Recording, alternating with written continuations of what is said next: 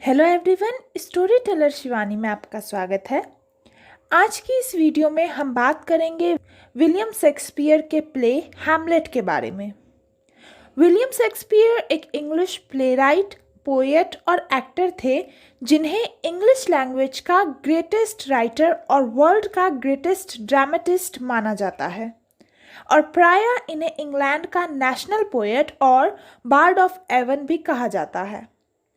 अगर बात करें प्ले के कैरेक्टर्स और प्लॉट की, तो प्ले का हीरो है हैमलेट, जिसके पिता और डेनमार्क के राजा की अभी हाल में ही मौत हो गई है और इसके चाचा क्लॉडियस राजा बन चुके हैं और इसकी माँ गर्ट्रूड और इसके चाचा ने मिलकर ही हैमलेट के पिता को मारा था और अब दोनों ने शादी भी कर ली है, जिससे हैमलेट काफ़ी नाराज़ है। रोज़ेनक्रैंट्ज़ और गिल्डेनस्टर्न हैमलेट के दोस्त हैं जिन्हें हैमलेट पर नज़र रखने को कहा गया है। ओफिलिया हैमलेट की गर्लफ्रेंड है और पोलोनियस ओफिलिया के पिता और एक दरबारी जिसकी हैमलेट द्वारा गलती से हत्या कर दी जाती है। और जब इन बाप बेटी की मौत हो जाती है तो ओफिलिया का भाई लैरेटियस हैमलेट से बदला लेने आता है और एक और दोस्त है हैमलेट का जिसका नाम है होराशियो। तो चलिए शुरू करते हैं हमारा आज का प्ले। प्ले की शुरुआत में कुछ सैनिकों को एक घोस्ट दिखाई देता है जो बिल्कुल हैमलेट के पिता जैसा दिख रहा था और सोल्जर्स ये बात जाकर हैमलेट को बताते हैं और भूत हैमलेट को भी दिखाई देता है और उसे बताता है कि तुम्हें भी लगता है मेरी मौत सांप के काटने से हुई है, तो ये सच नहीं है। मुझे तुम्हारे चाचा और तुम्हारी माँ ने मिलकर मारा है। जब मैं सोया हुआ था तो तुम्हारे चाचा ने मेरे कान में जहर डाल दिया और अब तुम्हें मेरी मौत का बदला लेना है।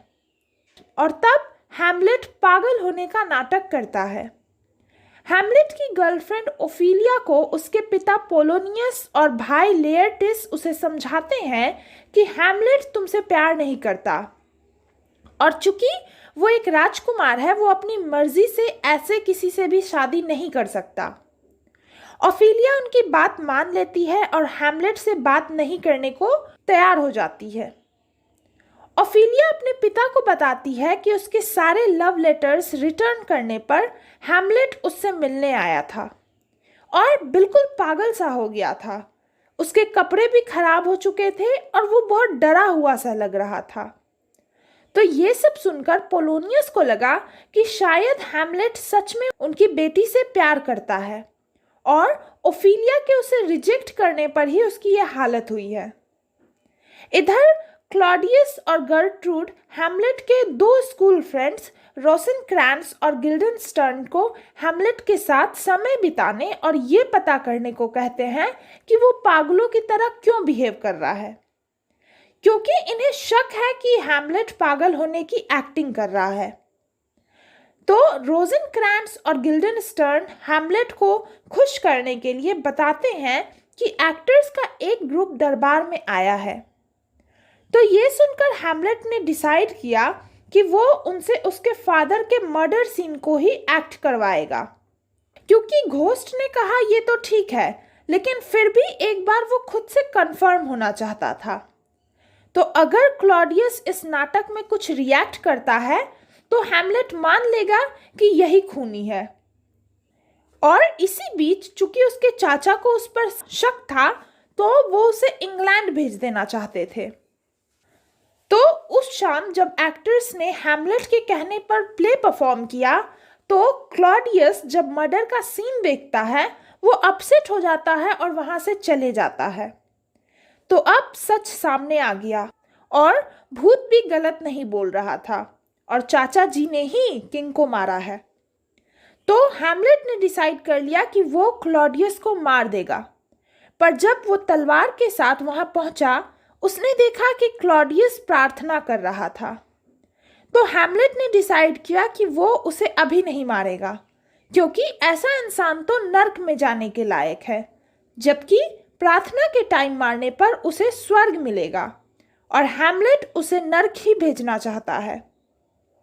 तब हैमलेट अपनी माँ से मिलने गया और उसे ये नहीं पता था कि उसकी माँ ने पोलोनियस को, जो कि दरबारी और ओफिलिया का पिता था, उसे पर्दे के पीछे छिपाया है।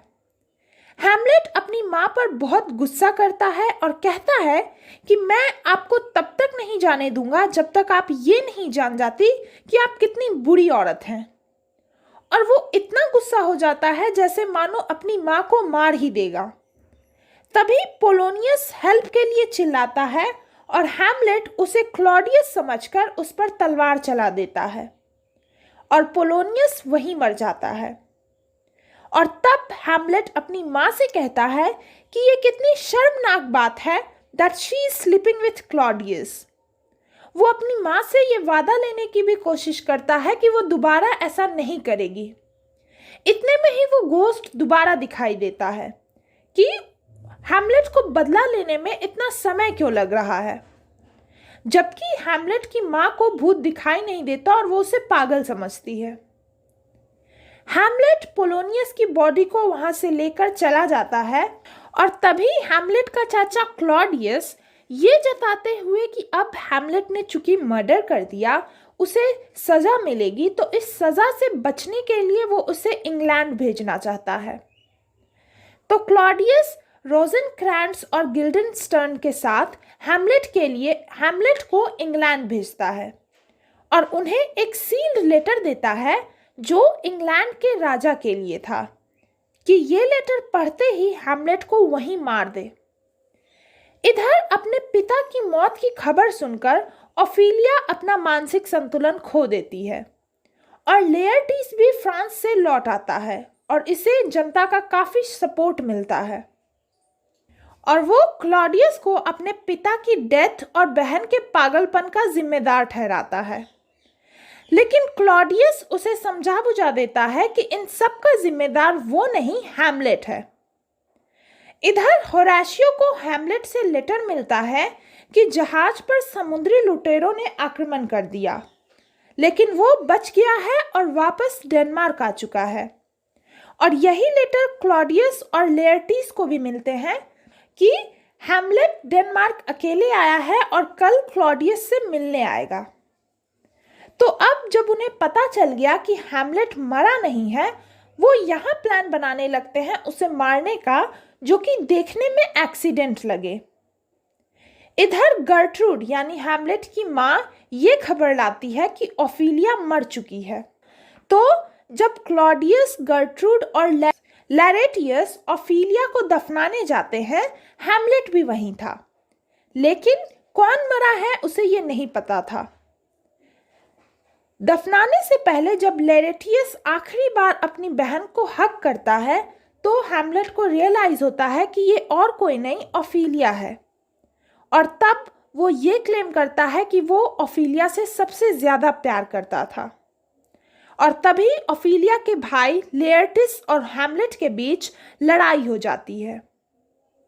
हैमलेट होरेशियो को बताता है कि इंग्लैंड जाते वक्त उसने वो लेटर चुरा लिया था जिसमें उसे मारने की बात लिखी थी और उसकी जगह एक नया लेटर रख दिया जिसमें रोजेनक्रैंट्स और गिल्डनस्टर्न को मारने की बात लिखी। तभी एक दरबारी आता है हैमलेट को एक फेंसिंग मैच के लिए इनवाइट करने के लिए, यानी तलवार की लड़ाई के लिए, जो उसके और लेयरटिस के बीच राजा और रानी के सामने होगी। हैमलेट तैयार हो जाता है। तो अब लड़ाई के पहले ही लेयरटिस अपनी तलवार की नोक पर जहर लगा देता है और क्लॉडियस एक वाइन के कप में जहर लगाता है ताकि ये लोग कैसे भी करके हैमलेट को मार ही दें। तो पहली बार में जब हैमलेट लेयरटिस को घायल करता है तो क्लॉडियस उसे रिवॉर्ड के रूप में एक प्रीशियस मोती देता है और इसे उस जहरीली वाइन की कप में डालकर हैमलेट को देता है। लेकिन हैमलेट अभी पीने से मना कर देता है और इतने में ही गर्ट्रूड उसे पी लेती है, इससे पहले कि क्लॉडियस उसे रोक पाता। फाइनली लेयरटिस हैमलेट को अपनी जहरीली तलवार से घायल कर देता है। तभी दोनों हैंड टू हैंड लड़ाई करने लगते हैं और इसी बीच उनकी तलवार एक्सचेंज हो जाती है और अब हैमलेट जहरीली तलवार से लेयरटीज को घायल कर देता है। तभी गर्ट्रूड गिर जाती है और कहती है कि उसे जहर दिया गया है।